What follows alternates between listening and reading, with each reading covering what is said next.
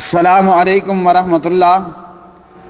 جی میرے پیارے بھائی عبد الکریم، آپ نے یہ بھائی کے دو سوال یا ایک سوال بھیجا دو آڈیو میں نے ایک سوال کا جواب دیا۔ پوچھنے والے نے 4 مذاہب کے متعلق سوال کیا تھا اور اس کا سوال تھا کہ ہمارے نزدیک مذہب حنفی بیسٹ ہے، تو اس بیسٹ کو قرآن اور حدیث سے میں نے نو بیسٹ بتلایا الحمدللہ تعالی، اور اس پر میں نے جواب پر ہیڈنگ لگائی 4 امام کا مذہب اور حنفی مذہب بیسٹ ہے۔ تو میرے پیارے بھائی، اب اس کے جواب میں یہ بھائی نے اعتراض کیا کہ قرآن مجید کتنی قرات میں نازل ہوا، اور یہ جو ہم نے قرات کے امام بنا رکھے ہیں 7 امام یا 7 قراء، تو کیا یہ نبی صلی اللہ علیہ وسلم سے ثابت ہیں؟ پیارے بھائی، سب سے پہلے تو ہم اللہ کے پاک نبی محمد الرسول اللہ صلی اللہ علیہ وسلم کی حدیث پڑھ لیتے ہیں تاکہ اللہ ہماری گفتگو میں سننے، کہنے اور سمجھنے میں برکت پیدا کر دے۔ حدیث کو پڑھنے کے بعد ہی سوال اچھی طرح انشاءاللہ سمجھ میں آ جائے گا۔ میرے سامنے صحیح بخاری ہے، کتاب فضائل القرآن ہے، اور اس میں باب ہے انزل القرآن علی 7 احرف، قرآن کریم 7 قراتوں میں نازل ہوا ہے۔ اب میرے پیارے بھائی دیکھیے، 7 قاری نہیں کہا، 7 قراتوں کی بات 7 قراتوں کی بات نبی صلی اللہ علیہ وسلم نے کی۔ عمر بن خطاب رضی اللہ تعالی عنہ راوی ہیں، فرماتے ہیں سمعت ہشام ابن حکیم یقرأ سورۃ الفرقان فی حیات رسول اللہ صلی اللہ علیہ وسلم۔ امیر المومنین خلیفۃ المسلمین امام برحق خلیفہ برحق عمر بن خطاب رضی اللہ تعالی عنہ فرماتے ہیں میں نے ہشام بن حکیم کو سورہ فرقان پڑھتے سنا۔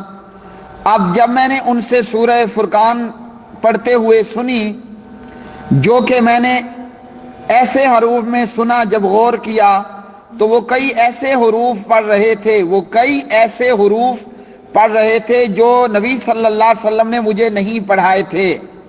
قریب تھا کہ میں نماز کی حالت میں ہی ہشام بن حکیم پر حملہ کر دیتا، لیکن میں نے صبر سے کام لیا۔ جب انہوں نے سلام پھیر لیا تو میں نے ان کی چادر ان کے گلے میں ڈال کر انہیں کھینچا اور کہا کہ یہ سورت جو میں نے ابھی تمہیں پڑھتے ہوئے سنی ہے، یہ کس نے آپ کو پڑھائی؟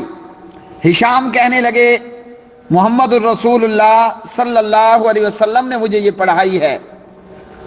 عمر فرماتے ہیں آپ غلط کہہ رہے ہو، سورہ فرقان مجھے نبی صلی اللہ علیہ وسلم نے پڑھائی، مگر جیسے تم نے پڑھی اس سے مختلف پڑھائی۔ عمر فرماتے ہیں میں ہشام کو کھینچتا ہوا پیارے نبی صلی اللہ علیہ وسلم کی خدمت میں حاضر ہوا، اللہ اکبر، اور میں نے جا کر نبی صلی اللہ علیہ وسلم سے عرض کی کہ یا رسول اللہ صلی اللہ علیہ وسلم، ہشام کو میں نے سورہ فرقان پڑھتے ہوئے سنا ہے، جس طرح آپ نے مجھے سکھائی ہے اس سے مختلف پڑھ رہا ہے۔ نبی صلی اللہ علیہ وسلم فرماتے ہیں اسے چھوڑ دو، اور اس کے بعد آپ نے فرمایا کہ اے ہشام تم پڑھو۔ ہشام بن حکیم نے سورہ فرقان پڑھی، نبی صلی اللہ علیہ وسلم نے فرمایا یہ سورت اس طرح نازل ہوئی۔ عمر سے کہا عمر تم پڑھو۔ عمر نے پڑھی تو نبی صلی اللہ علیہ وسلم نے فرمایا یہ سورت اس طرح نازل ہوئی، اور آپ نے فرمایا ان ھذا القرآن انزل علی 7 احرف فقرؤوا ما تیسر منہ۔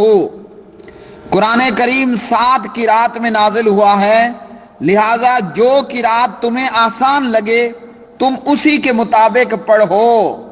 سبحان اللہ، یہ صحیح بخاری میں حدیث نمبر ہے 4991۔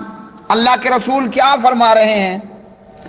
فقرؤوا ما تیسر منہ، جو تمہیں آسان لگے اسی میں پڑھو۔ 7 قراتیں ہیں، جس طرح جس قرات میں پڑھنا تمہیں آسان لگتا ہے اسی قرات میں پڑھو۔ آپ نے یہ نہیں فرمایا کہ ہندوستان والے فلاں قاری کی قرات کو پکڑ لیں، کوفے اور بغداد والے فلاں قرات کو پکڑ لیں، یا وغیرہ وغیرہ۔ نہ نبی صلی اللہ علیہ وسلم نے 7 قراء کو نامزد کیا کہ 7 قاریوں کی یہ قرات ہوگی اور فلاں فلاں کو لے لینا، فلاں فلاں کو چھوڑ دینا۔ اللہ کے نبی فرماتے ہیں ان ھذا القرآن انزل علی 7 احرف، قرآن کریم 7 قراتوں میں نازل ہوا، فقرؤوا ما تیسر منہ، جو تمہیں آسان لگے اسی میں تم پڑھو۔ اب ان 7 قراتوں سے مراد ان 7 ائمہ کی قرات قراء کی قرات ہرگز نہیں، جو اس سلسلے میں مشہور ہیں 7 ائمہ، کیونکہ پہلا شخص جس نے ان 7 قراتوں کو جمع کرنے کا اہتمام کیا وہ ابن مجاہد ہے، جس کا تعلق 6 صدی سے ہے۔ فضیلت الشیخ عبدالستار حافظ عبدالستار الحماد حافظہ اللہ، فاضل مدینہ یونیورسٹی۔ تو اس لیے میرے پیارے بھائی حدیث میں صاف طور پر موجود ہے 7 قراتیں ہیں، ان میں سے جو تم آسانی کے ساتھ پڑھ سکتے ہو وہ تم پڑھو۔ اب یہ 7 قراتیں کیا ہیں؟ کیا پورا قرآن ہی علیحدہ علیحدہ ہے؟ نہیں، بعض حروف میں بعض جگہ پر فرق موجود ہے۔ مثال کے طور پر سمپل آپ دیکھ لیجئے، سورۃ الفاتحہ میں ہے مالک یوم الدین، میم الف، اور ہم عام طور پر یہی پڑھتے ہیں، اور اس کی دوسری قرات ہے ملک یوم الدین، اور تیسری قرات ہے ملاک یوم الدین۔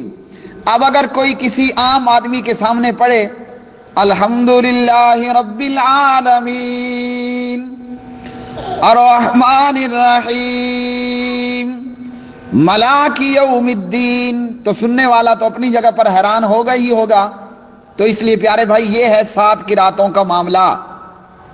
اب میں نے جواب دیا 4 امام کا مذہب، حنفی مذہب بیسٹ، اور اس میں رد کیا کہ یہ اپنے اپنے مذاہب جو بنائے گئے یہ نو بیسٹ۔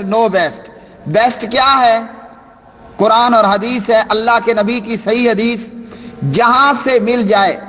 وہ 4 اماموں سے ملے، 5ویں سے ملے، غار والے کو چھوڑ کر 11 اماموں سے ملے، امام موسیٰ کاظم سے ملے، امام تقی سے ملے، وغیرہ وغیرہ، جس سے بھی محمد الرسول اللہ صلی اللہ علیہ وسلم کی حدیث مل جائے، اللہ کے نبی کی حدیث اللہ کے نبی کے امتی بن کر لے لو۔ مت دیکھو کہ اللہ کے نبی کی حدیث عجمی سے مل رہی ہے، عربی سے مل رہی ہے، کالے سے ہے، گورے سے ہے، ہندوستانی سے ہے، ایرانی سے ہے، کہاں سے ہے؟ ہمارا ٹارگٹ اللہ کے نبی کی صحیح حدیث کو فالو کرنا ہو۔ باتیں تو بڑی میرے پیارے بھائی آسان اور عام فہم تھی، لیکن شاید بھائی کو یہ پوری طرح سمجھ نہیں آئیں۔ تو یہ جو 7 قراء ہیں یا 7 قراتوں کے 7 امام ہیں، میرے پیارے بھائی اہل حدیث نے کبھی نہیں کہا کہ ہر ایک کے لیے ایک ایک امام کو فالو کرنا ضروری ہے۔ جو قرآن مجید کو جس قرات میں آسانی سے پڑھ سکتا ہے، فقرؤوا ما تیسر منہ، اللہ کے نبی کا فرمان، اس کو پڑھو۔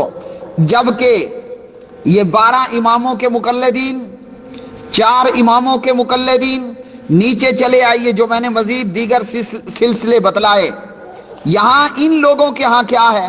اشرف علی تھانوی اپنے رسالہ تقلید میں لکھتا ہے 4 ائمہ میں سے ایک کی تقلید کرنا واجب ہے۔ لا حول ولا قوت الا باللہ۔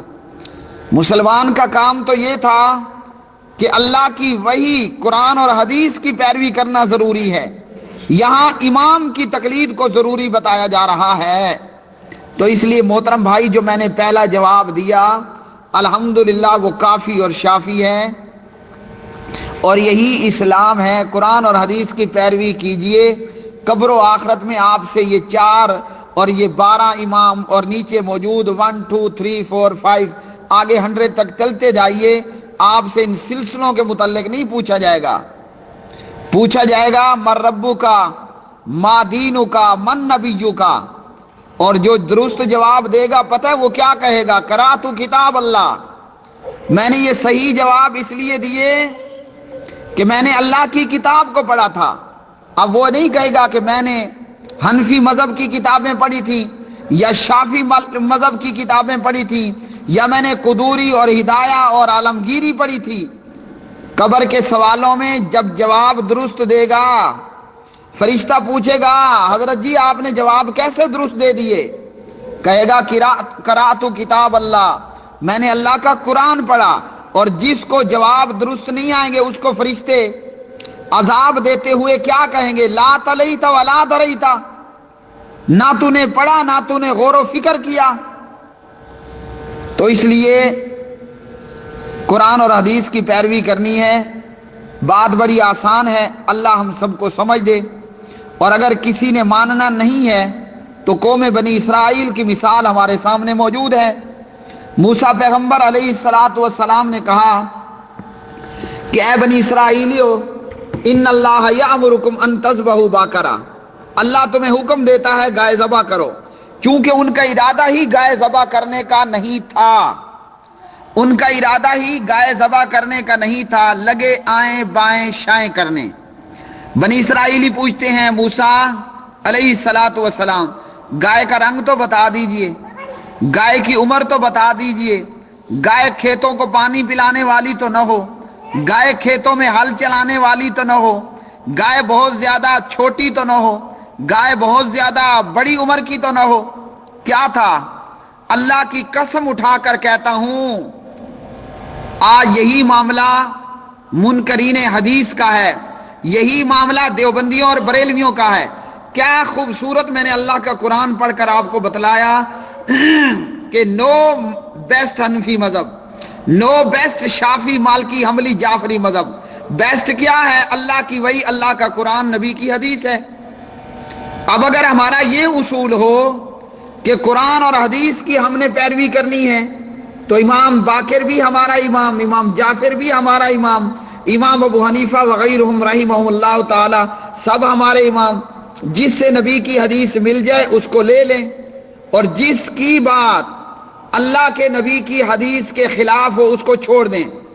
سابقہ شریعتوں میں سجدہ تعظیمی جائز تھا، وہ کس کی شریعت تھی؟ وہ کسی امام کی فقہ تھی یا ان لوگوں کی شریعت تھی جن پر باقاعدہ جبرائیل اترتا؟ اب ان سابقہ شریعتوں پر عمل کرنا اگر کفر اور شرک ٹھہرے گا جیسے سجدہ تعظیمی، تو یہاں اللہ کے نبی کی حدیث کے مقابلے میں امام کی بات کو لے لینا اور رسول اللہ کی بات کو چھوڑ دینا یہ ایمان ٹھہرے گا؟ جس پہ جبرائیل اترے اس کی شریعت کو ماننا، سجدہ تعظیمی کرنا ہمیشہ کے لیے جہنم، اور جس پہ جبرائیل نہ اترے اس کی بات حدیث کے مقابلے میں لے لینا، حدیث کو چھوڑ دینا، یہ ایمان اور اسلام ہوگا۔ اللہ ہم سب کو عقل عطا کرے، واللہ اعلم بالصواب۔